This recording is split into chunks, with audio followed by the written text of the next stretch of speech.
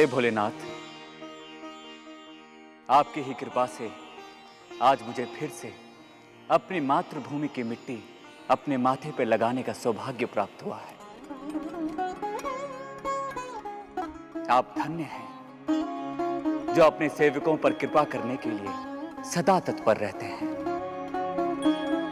आप ही की कृपा से ये संसार चलायमान है। आप ही की कृपा से मैं शत्रुओं पर विजय प्राप्त कर सका हूं। मेरा यश, कीर्ति, सब कुछ आपकी ही कृपा से है। मैं सदा आपका ऋणी रहूंगा। हे भोलेनाथ, ये सत्य ही है कि आप राम के ईश्वर, रामेश्वर हैं।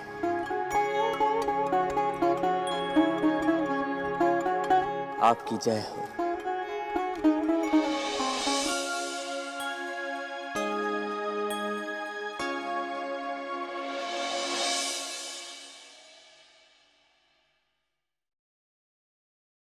सुंदर, अति सुंदर। बहुत मन से सजाया है तुमने इस कक्ष को। मेरा राम यहाँ आएगा तो प्रसन्न हो जाएगा।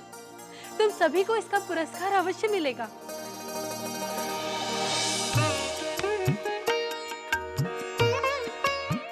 कैकेयी ने प्रभु श्री राम पर इतने अत्याचार किए, फिर भी प्रभु श्री राम ने उन्हें क्षमा कर दिया।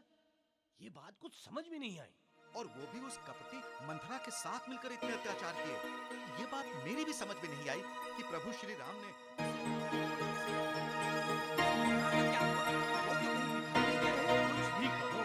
हमारी अयोध्या के तो भाग ही खुल गए जो हमारे राजा श्री राम वापस आए।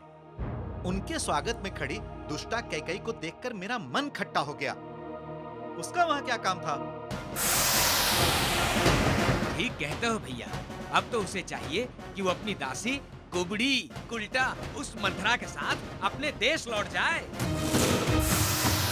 कितनी निर्लज है ये रानी कैकेयी। सही कह रहे हो भैया। अवश्य कुबड़ी मंत्रा के साथ मिलकर प्रभु श्री राम के विरुद्ध कोई नया षड्यंत्र रच रही होगी। मैं तो कहता हूँ कि प्रभु श्री राम को ही इसका तिरस्कार कर देना चाहिए।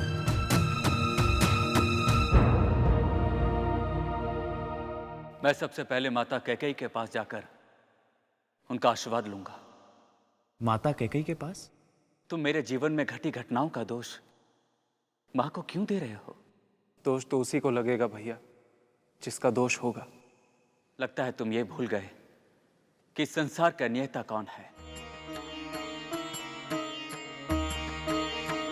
क्या किसी मनुष्य में इतनी शक्ति है कि वो विधि के विधान को परे कर स्वयं की इच्छा पूर्ण कर सके? मैं तो केवल ये जानता हूं कि संसार में जन्म लेने वाला हर एक मनुष्य नियति का दास है।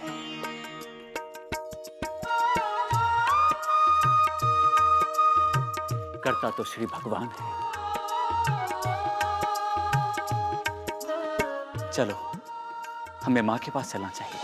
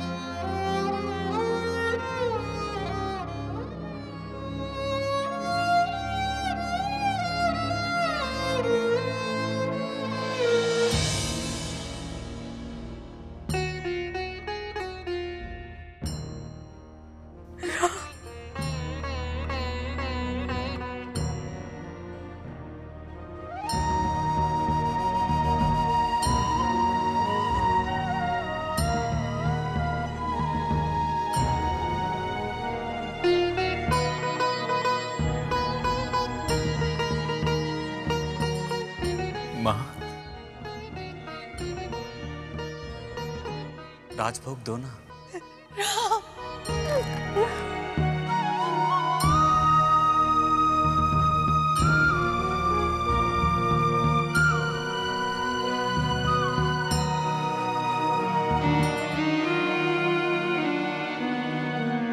तुम आ गए राम, तुम मेरे पास आ गए।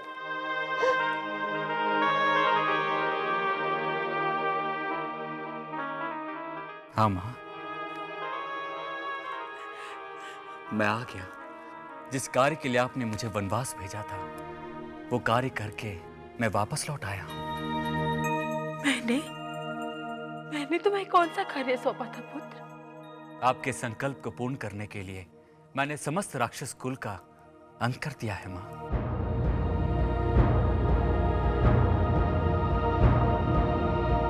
आपके आशीर्वाद से आपका संकल्प पूर्ण हो गया है। क्या तुम मेरे संकल्प के विषय में जानते थे? आप किस संकल्प की बात कर रहे हैं भैया? माता कैकेयी ने ऐसा कौन सा संकल्प लिया था? माँ के संकल्प के तार इनके पिहर अर्थात कैकेयी देश से जुड़े हुए हैं। कई वर्ष पहले सुमाली और रावण आदि राक्षसों ने कैकेयी देश और उसके आसपास के क्षेत्रों में भयानक आतंक मचाकर रखा हुआ था। तो पुण्य क्षेत्र उन राक्षसों के आतंक से त्राही त्राही कर उठा था। रावण के नाना का नाम भी सुमाली था ना रघुनंदन? मैं उसी राक्षस के अत्याचारों की कथा सुना रहा हूं। किसी भी स्त्री का सतीत्व सुरक्षित नहीं था। विरोध करने वालों को यातनाएं देकर मौत के घाट उतार दिया जाता था। यहां तक कि कैकेयी देश की सेना भी इन राक्षसों के सामने जैसे असहाय सी हो गई थी। यह अत्याचार देखकर मां ने संकल्प लिया कि वे एक दिन इन सभी राक्षसों के विनाश का कारण बनेंगी।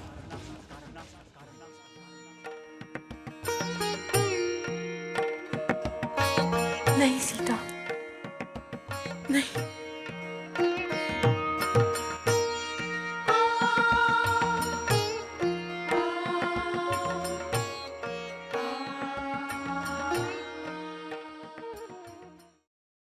भरत कहाँ है?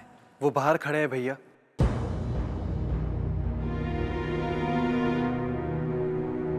जब से आपको वनवास हुआ है, उन्होंने इस कक्ष में पैर तक नहीं रखा है। क्या कह रहे हो शत्रुघ्न?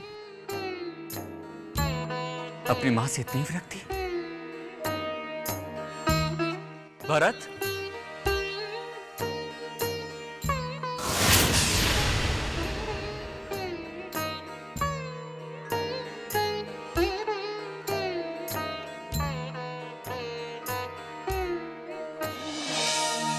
भरत, तुम तो धर्म के सूर्य हो,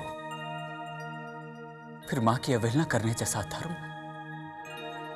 तुमसे कैसे हो गया?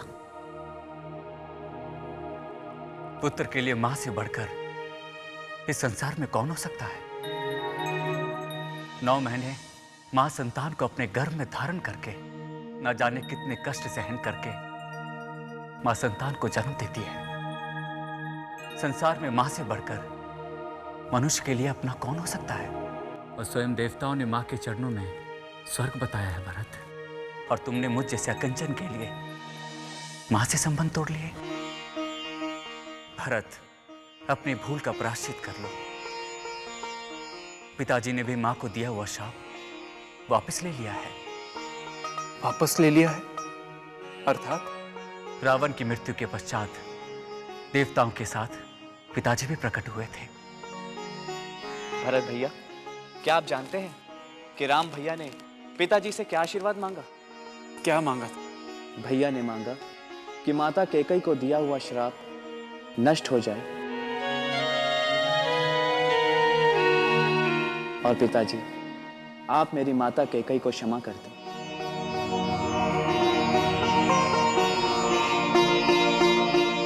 और ये बात सुनकर पिताजी ने भैया और आपकी प्रशंसा करते हुए माता को क्षमा कर दी।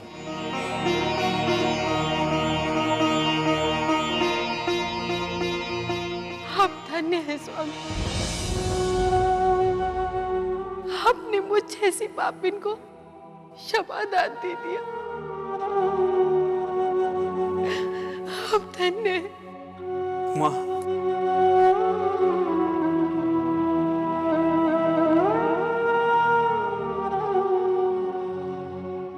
मुझे क्षमा कर दो। मैंने आपको बहुत कष्ट दिया।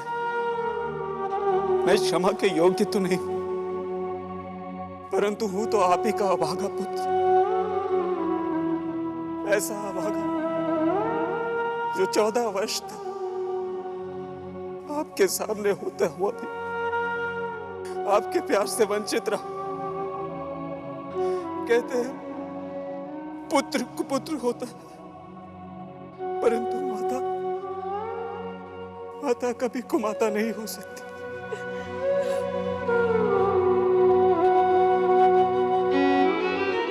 वाह!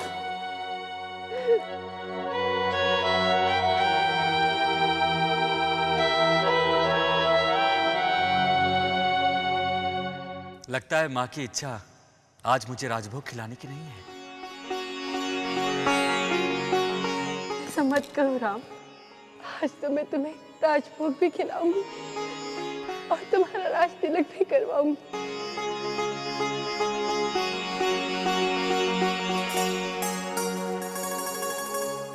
चलो भीतर चलो। राजा श्री राम की जय! राजा श्री राम की जय! राजा श्री राम की जय! राजा श्री राम की जय! राजा श्री राम की जय! श्री राम 14 वर्ष की लंबी अवधि के बाद अयोध्या वापस लौटे हैं। श्री राम को अयोध्या के सिंहासन पर देखने के लिए हम सब की आंखें तरस रही हैं और हम सभी ये चाहते हैं कि श्री राम का राज तिलक शीघ्र हो, किंतु शुभ कार्य शुभ मुहूर्त में ही संपन्न किए जा सकते हैं और राम के राज्याभिषेक का जो निकटतम शुभ मुहूर्त निकला है वो आज से 2 दिन के बाद का है। परंतु इसमें एक अड़चन है।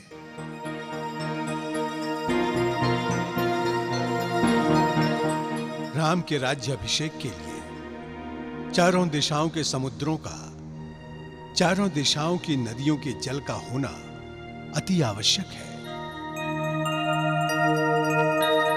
और ये इतना बड़ा कार्य इतने कम समय में संपन्न नहीं हो सकता। गुरुदेव क्षमा करें, हनुमान के होते हुए हमें किसी बात की चिंता करने की कोई आवश्यकता नहीं है। मुझे पूर्ण विश्वास है कि महाबली अंजने 2 दिन में क्या, कल सवेरे से पहले पहले यह कार्य संपन्न कर देंगे।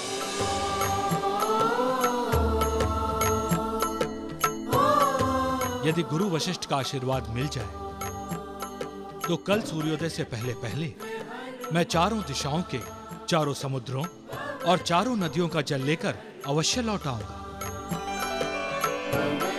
विजयी भवा महावीर।